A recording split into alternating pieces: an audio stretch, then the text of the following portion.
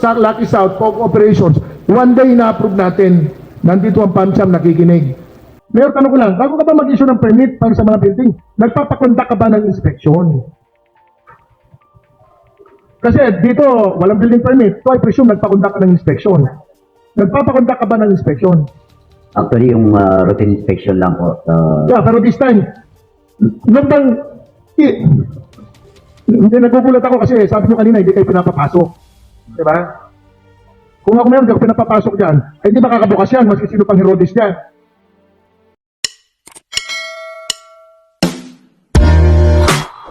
Lang to, nagko-conduct mo niya ng actual inspection. I do not know, nagpapakondak ka ba ng actual inspection, Mayor, bago ka mag-issue ng permit? Kasi baka magreklamo ibang kumpanya sa atin dito sa Lucky South, POG operations, one day na-approve natin. Nandito ang PAMSAM nakikinig. Di ba? Ano to? Mga circumstantial evidence to kasi. Alam na mga abogado yan. Why is it that in one particular corporation, it took only one day for it to be approved? Diba? Kompleto na ba nung sinabit kayo? Kompleto naman Hindi po. kompleto. Meron wala nga ano eh. Wala nga building, wala nga occupancy permit eh. Diba? Hindi nyo re-require yung occupancy permit. Ito, may admission na walang occupancy permit eh. Parang natin, hindi under oath kanina si engineer eh. Engineer, to repeat, no? Of all the buildings used in the POGO operations or POGO hub, only one has an occupancy permit. Yung All the rest, they do not have. Yes po. Pero yung first po, Mr. Chair, hinahanap pa rin po namin. Pero wala eh. Wag na. Madali naman kasi ano yan eh. As of today, wala Wala yan. po. Di ba? Oo. As of today, wala. Di ba? Pag wala yan, wala talaga yan. Wag nyo nang hanapin. No? Kasi baka magka-problema pa tayo pag ginanap nyo yan, tapos biglang nagkaroon. Di ba? Ano tayo dyan? No? Pag sasagot mo sa Senado yan, yari ka. Baka i-contempt ka pa. Kaya sinasabi na natin ngayon, ha? Ngayon pa lang, alam na natin. So, etong yung application na ng 2019 in one day na approve. Ha? Isa-isay natin. Yung application niya ng 2020, January 7, ilang araw bago na-approve. Ito, ang trabaho nila, dalawa. Total number of employees in establishment. Dalawa. Ano na ba naman yan? Dalawa, oh. Local tao, mayor's permit fee, 1,000. Zoning clearance, 0. Garbage charges, 0. Ba't wala? Delivery trucks, heavy equipment, 0. Storage, plate, figure, building inspection fee. Wala kayong charge na building inspection fee. Ibig sabihin, hindi kayo nag-inspection. Di ba? Walang inspection eh. Kasi, tinatanong ko lang yung sinasabi ni Mayor kanina, no? Sinusundan ko lang. Sabi ni Mayor kanina, hindi niya inisyuan kasi walang clearance sa Bureau of Fire Protection, Mayor. No? Dito isang araw, verify mo ba kung merong clearance ng BFP? Sige. Your Honor, sa application po kasi ng client, meron po naka-attach na routing slip. So bago po dumating sa Treasurer's Office, naka-verify na po sa mga different agency or offices na related po sa business. Nakapag-post inspection na po. Nagcha-charge ba kayo ng building inspection fee? Press, yun naman nandito. Meron bang building inspection fee? Nagcha-charge kayo? Good morning po. Meron ba kayong charges for building inspection? Sa amin kasi nung meron eh. Meron yan. Hindi ko alam sa inyo kung meron. Yes, Your Honor, but it is the engineer's office who is assessing the inspection fee. But apparently dito sa application walang binayaran na building inspection fee eh. So meaning hindi nag-inspection. Di ba? Mayor, tanong ko lang, bago ka ba mag-issue ng permit para sa mga building, nagpapakondak ka ba ng inspection?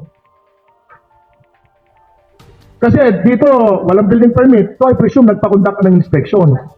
Nagpapakondak ka ba ng inspection? Actually, yung routine inspection lang po. Yeah, pero this time, nung bang, hindi, nagugulat ako kasi sabi mo kanina, hindi kayo pinapapasok. Diba?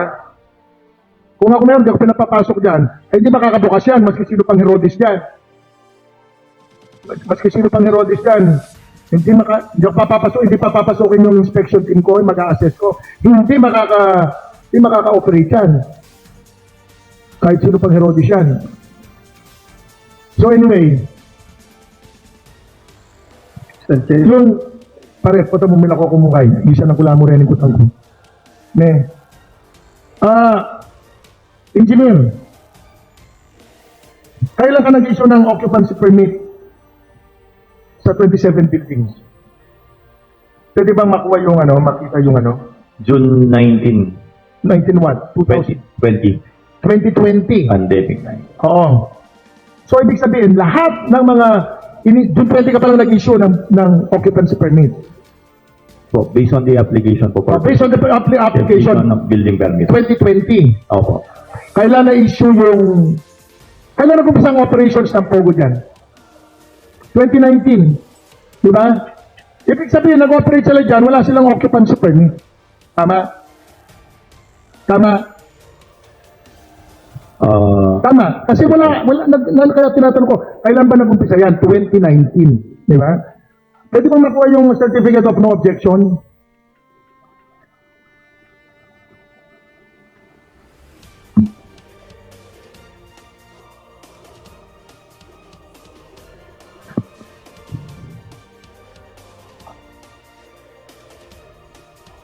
Now, Panyero, ikaw na ba yung secretary nun? Hindi pa, no? Hindi pa. Di ba po? Now, in the records of your office, were committee hearings conducted before this resolution was issued, yung resolution of no objection? Mr. Chair, due to the availability po, we'll check po yung records po kung kailan yung committee hearing na na-conduct pertaining to the resolution bago po ipasa. Meron po kami ngayon yung application po at yung resolution lang po na no objection po regarding the Lucky South. Resolution of no objection.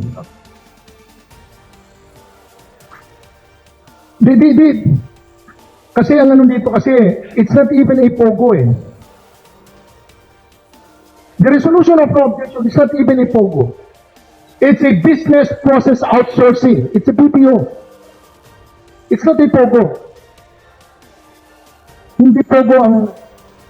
This is not the letter of no objection mandated by the rules and regulations of PAGCOR. So we need to... Sino ba yung taga-PAGCOR? Maybe request the Secretary to please inquire who is the responsible officer of PAGCOR who could enlighten us on the rules governing the issuance of license to operate or franchise issued by PAGCOR to POGO. Napakitanong para mag-inquire tayo, invite natin next committee hearing. If this is the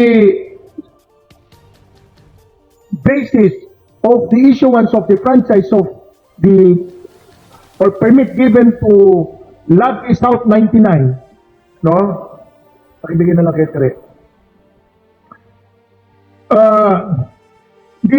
This resolution, no? Ito, nakalagay dito, resolution proposing objection to the application of Catherine Cassandra Ong for the franchise license permit application of Lucky South 99 Outsourcing Corporation to national and local government agencies officer for the company's intention to establish, operate, and manage a business process outsourcing services and activities at its office in Pora. No?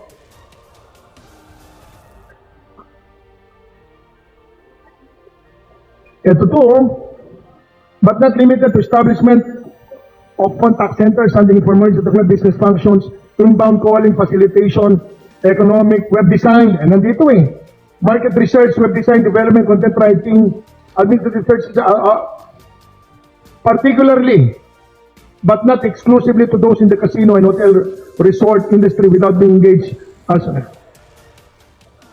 wala, sila, meron kasamang meron kasamang machinations, di ba? Fraudulent machinations. Because if the intention is to establish a POGO, they clothe it in such, tinago nila sa itsura ng isang business outsourcing BPO. Kasi tayo, wini-welcome natin ang BPO Corene. Di ba? Probably, I do not know, kindly check the records of the Sangguniang because it might have misled the Sangguniang into approving this resolution because it did not refer to a POGO operation because it referred to a business process outsourcing. Mr. Chair, shed light po, I guess po yung sa isang part ng warriors clause po sa Resolution 119 pertaining to the primary purpose po, which they base yung sa previous sanggunian, based po doon sa Articles of Incorporation po ng Lucky South 99 Outsourcing Incorporated issued by the SEC. Yeah, but this is a ang nakalagay dito kasi business process outsourcing. Business process Diba? outsourcing. But the letter of no objection, I do not quote you because it is the watch of the PAGCOR. Hardcore. At meron bang sulat sa inyo ang PAGCOR? Because under the rules of PAGCOR, it is the PAGCOR who will be requesting the local government unit whether you are objecting or not to the establishment of a POGO. No, that is my understanding of the provisions of the rules governing the regulating POGO. No? Kasi ang POGO kasi ano to Philippine Offshore Gaming Operations to Philippine Offshore Gaming. There is nothing mentioned here about offshore gaming. Di ba? But, kaya tinatanong ko, yung records ninyo, kung meron bang committee hearing? Kasi kung nagkaroon ka mo committee hearing, kung ako mag-isa sa mga magtatanong doon, ang isa sa mga tatanong ko, will you be engaging in offshore gaming? Di ba? So, on the record, it would appear that ito lang ba yung resolution na in-approve ng wala man kayong in-approve, Mayor, ng LONO, yung letter of no objection, which is the no objection letter that is required by law. Hindi ito Hindi ito. So for the record lang, Mayor, wala kang na-issue letter of no objection. Kaya hindi dapat nag-issue ang PAGCOR. Actually, yan lang po. Ito lang, no? Kasi only one. Kung pinadala po nila sa PAGCOR yan, it's up to the PAGCOR to approve. Yes, it is for the PAGCOR to appreciate whether this resolution would suffice. No, but if I were PAGCOR, hindi ko kasi nga specific yun Letter of no objection to the POGO operations. Kasi mamimislead tayo dito ko rin Di ba sino bang ayaw ng business outsourcing, yung mga call center ang alam ko dito Ano pa dito? May logistics, outbound sales facilitation, training, communication, market research, web design, development. Diba? Ngayon tanong, ilang araw bago nyo in-approve to? When was the letter request forwarded to the Sangguniang? And how many? Was there any committee hearing? No, siguro din nyo, ano lang tayo, Panyero? Kung wala. Diba? Kung in-approve in one day, sabihin lang natin. No? Kasi, meron ba wala? Sino bang konsel na nun? The, Vice, konsel ka na nun? Opo, Mr. Right, Chair. konsel, Vice, sa iyong pagkatandaan, no, based on your recollection of what transpired, 2019 lang to, hindi ka naman lumaki sa farm, di ba? hindi ka naman homeschooled. Lumaki ka naman sa baryo. I'm sure maaalala mo. Di ba? Maaalala mo naman. Actually po, Mr. Chair, Hindi way ka back maalala. 2019 po, November. Pero pinapa-double check ko po kasi yung records para po hindi lang kami magkamali. Oo. Para maiwasan lang. Ano natatandaan mo? Sa natatandaan ko kasi, wala silang kinonduct na committee hearing ng committee chair na in charge na that time. So, walang committee hearing. Oo. Walang Pero committee report. pinapa-double check ko na din po, pati yung record po ng session natin, para po walang maging sigurado po sa pagsagot namin in behalf of pero nakapirma ka dito. Pero yung natatandaan ko pa dyan, Your Honor, it is my personal opinion lang po, na nung kukunin po yan talaga, it is a part of the requirements on the PAGCOR. Dahil isa sa PAGCOR yung requirements para makapag-operate sila sa POGO. Pero kasi hindi nababanggit dito sa resolution na to na ang ang nais ng korporasyon na mag-operate ng POGO. Oo, yung sa amin lang po kasi, Your Honor, Your Mr. Chair. Kasi pag sinasabi mo ang pagkakalam ninyo requirements sa POGO operation, then this resolution is misleading. Oo, It would be misleading dun sa mayor na pipirma dito sa kaya pagkakaakala niya BPO ito. Kasi kayo naman ang nag-approve. Aabot sa mayor to, resolution na lang yan, wala naman minutes yan eh.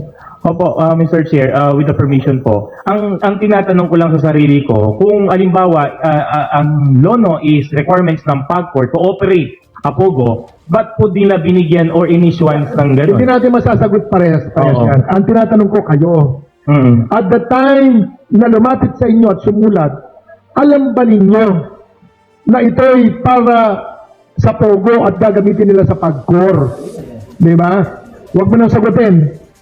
Mag-ano muna tayo sa minute. Baka magkamali ka pa sa sagot. Ha? Baka magkamali ka pa sa sagot. Okay po, Mr. Chair, kung ano, i-double check namin. Pag-double check lang. Okay po. No, para based on records tayo. Okay, Mr. Ha? Chair, thank you po.